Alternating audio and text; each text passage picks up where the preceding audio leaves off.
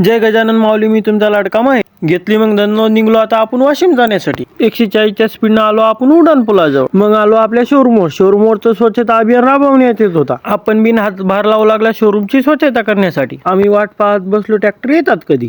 वाट पाहता पाहता 2 ट्रॅक्टर कामासाठी आले पण होते.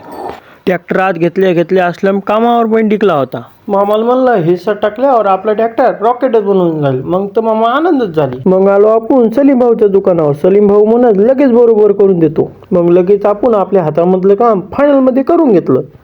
या दोघांना सकाळपासून ट्रॅक्टरचं काम आता लोकपिन झालं नव्हतं. मग आपल्या शोरूमवरचे काम सगळे झाले पण होते.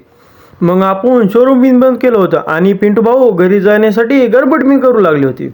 प्रतीक सोबत आपण जाऊ लागलो मग फिरण्यासाठी. मग आलो आपण पाणीपुरी खाण्यासाठी आणि गडी म्हणू लागला मी तर फुकटचं कुठंच सोडत नाही. मग आलो आपण वेंकी भाऊच्या इथं. वेंकी भाऊ तर रील्स काढू लागले होते. कसं आहे मग दन का विषय. भेटूया मग पुढच्या ब्लॉग मध्ये. तोपर्यंत फॉलो करून नक्की घे जा.